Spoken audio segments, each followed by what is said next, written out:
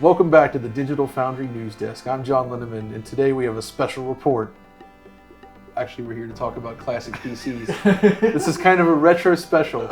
Yeah. We're here to reflect back on our oldest memories of both building PCs, but also the first PCs that we really had and played games on. Mm-hmm. So I thought it would be fun to sort of, go through the different generations here, because I think we each started with very different PC hardware in different parts of the world. So I guess we'll let Richard actually kick things off here, because you were probably the first one to get your hand on a PC. Yes, the first gaming PC, this is actually completely different to what we discussed earlier, it just came to me.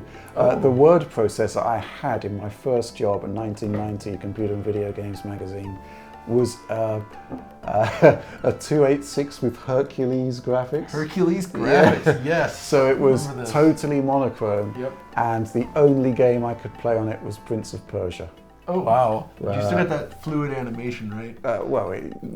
Fluid by that sort of standard. It was that game with rotoscoping. Yeah, I guess that's right. Good. The follow-up to Karate. Yeah, and then obviously I was exposed to PC gaming at that point, and I had a 386. I cannot recall that PC at all. All I can remember is upgrading it to a 486 DX266 CPU for this game. I think it was from EA, called Car and Driver. It was kind of like a car simulator game. This is going back 25 years, which is actually quite staggering and very scary. It is, yeah. But yeah, I do think at some point, in terms of the computers we first built, again, I can't remember, but I do remember upgrading it, which was, again, similar to before, which was when 3D accelerator cards came along, and we had hardware accelerated Quake. So I had this Verite. The Rendition Verite. And John Carmack did the port to that, and it was, amazing. This was before GL Quake, this was V Quake. Well, that was the issue, because Carmack came out behind the Rendition Verite. And then, he dropped it like a hot potato. He sure did. when the Voodoo graphics came along, and he was working on GL Quake and the whole mini driver thing. And suddenly I realised I'd been sold a turkey. And the Voodoo graphics was just so much faster. And I had one of those as well. But yeah, that was amazing. Beyond that, wow, I can't really remember much beyond that. I do recall Return to Castle Wolfenstein, Enemy Territory. Yeah. That game also provoked an upgrade, some sort of GeForce card. It could have been GeForce 3 at that point? I think it was possibly the one before, but I'm not sure. I didn't spend a lot of money on it, but that game, that game was just amazing. That was where multiplayer really. Enemy Territory. Yeah. It's quite something. Yeah. But that's kind of like the earliest memories I have of PC gaming and upgrading and being involved in sort of component swaps. I just can't remember if I built any of these ones or not. Or if you just bought them. Yeah, I probably bought and then upgraded, because that's what most people do, I guess. Yeah. So yeah, my first PC then was kind of a weird one. This was like the early 90s, like 91, 92. And we basically inherited an old IBM PS2 Model 30 computer from where my father was working. This was the desktop one with the huge orange switch that you flick it up, and it's just like a satisfying thunk. Every time you turn it on, it was fantastic. I actually like that. Now, what made the IBM system so interesting, so it was an 8086 CPU, so very slow, even for the era. Like, I knew it was slow, but this was all I had at the time.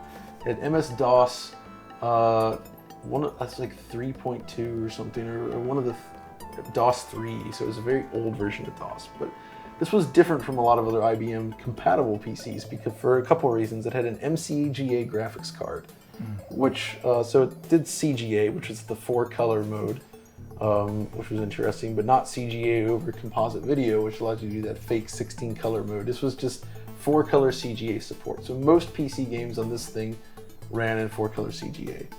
And then I got this one game called Tunnels of Armageddon. You may not have heard of it, but I picked it up, it was at a store, took it home, and it presented me with the option for 256 color MCGA graphics. I didn't know what this was, but it was an IBM specific mode for this type of graphics card. 320 by 200 resolution, 256 colors. And I was blown away. Like, I could not believe that I was seeing 256 colors on this computer. And so I started the hunt for other games that supported MCGA, and there's not a lot, but the ones that did, really impressive.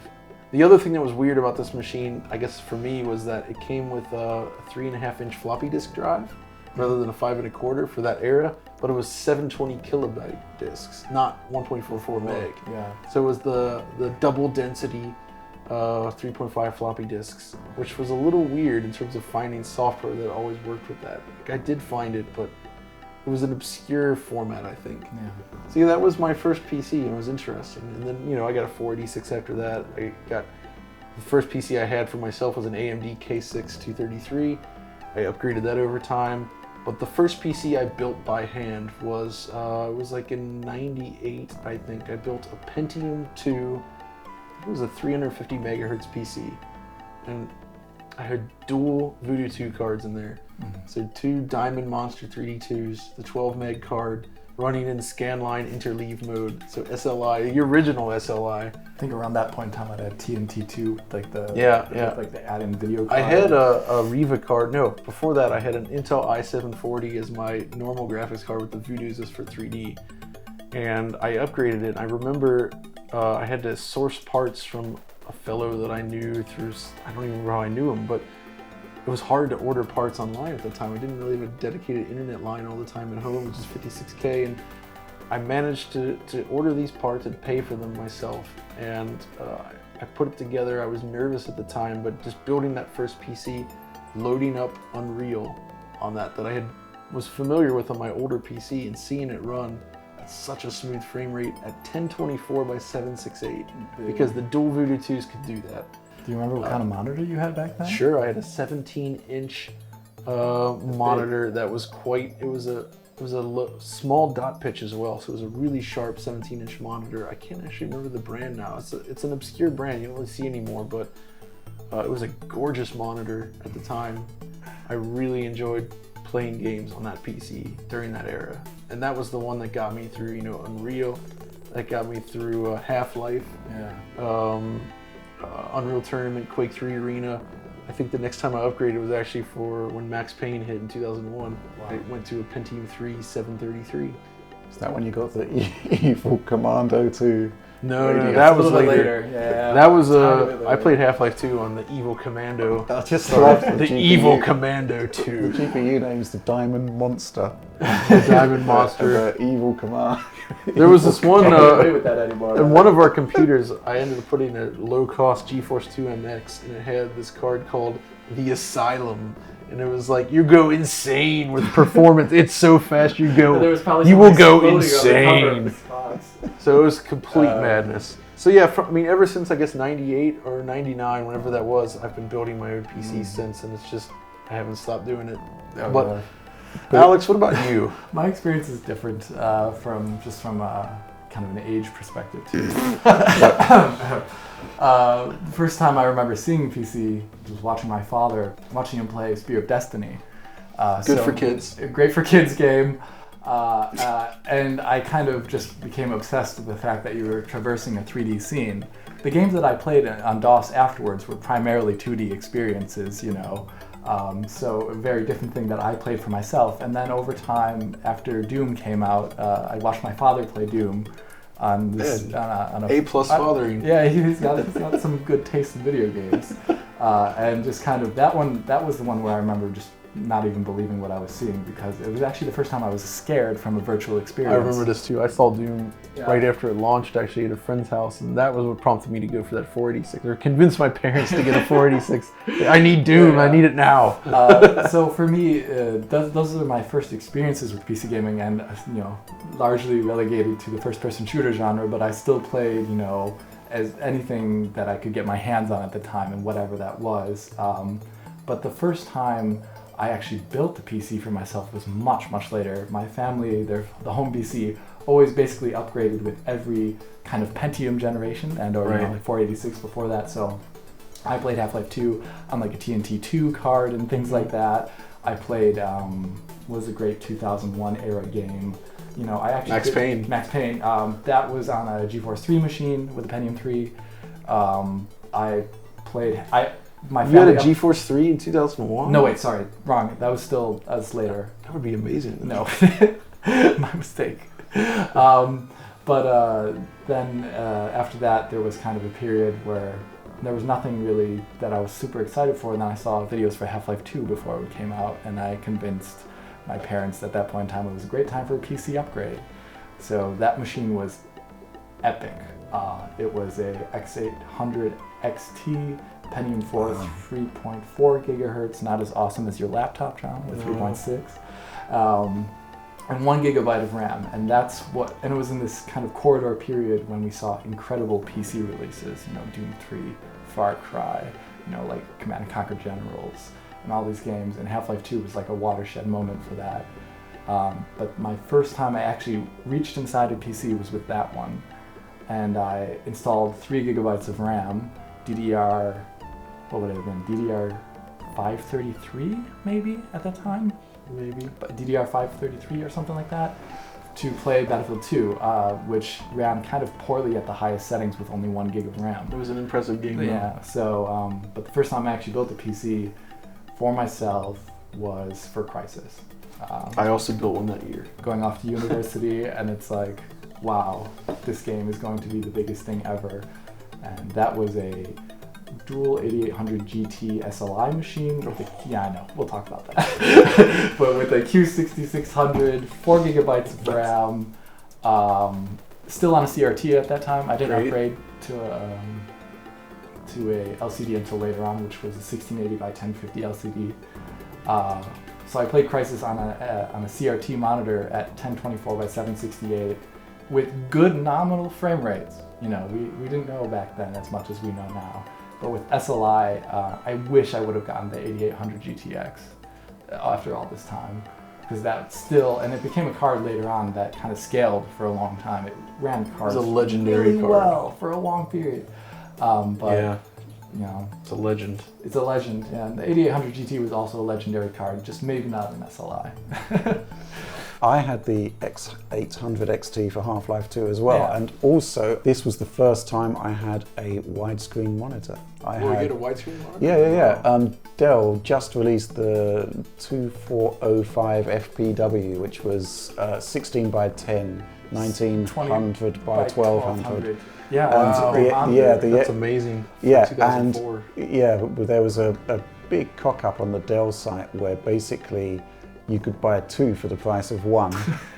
So I bought 2 and then sold the other one to basically finance the first one.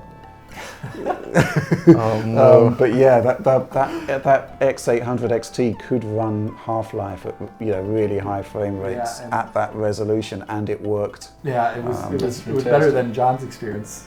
Which was good though. It was good, right? Yeah, well, my first experience with PC wasn't great because of the stuttering, but that laptop, the 3.6 gigahertz P4 one, had the GeForce Go 6800 in it. Yeah. And that had a 1680 by 1050 screen, so it was also a 1610, but it was in that laptop. It was a 17-inch screen on a laptop, and that thing has 6 fans in it, dual hard drives, dual optical drives. It's a monster. I should do a video on that sometime. Is it louder than the PS4 Pro?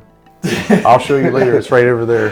But I regretted the X800 XT over time as more shader model 3.0 games came out at that point, which was 9.0C, right?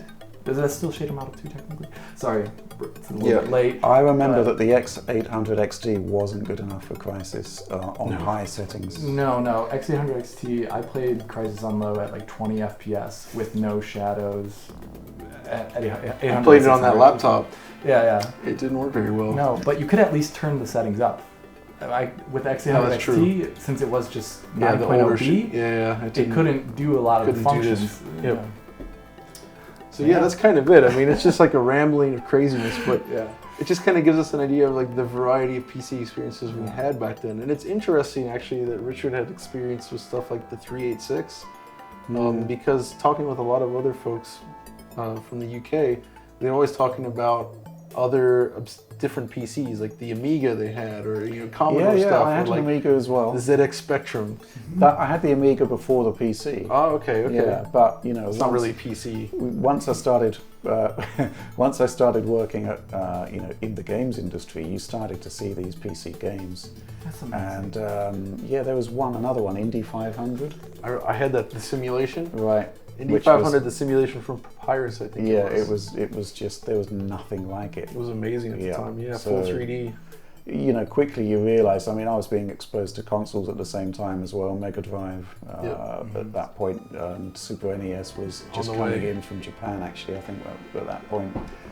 But PC was just, thankfully to this day it's still doing things that, you don't see it's different, elsewhere. Especially at the time though. PC gaming in the 90s, if you guys weren't there, it was something special. It was so different from console gaming. They were completely different things. Yeah. And it was very exciting. It's also very expensive. It was very expensive. It's not expensive now? No, but It is, but comparatively, I'd say it's gotten cheaper. Yeah. You used to remember those old ads in all the PC gaming magazines for Falcon Northwest. Buy your PC for $5 grand.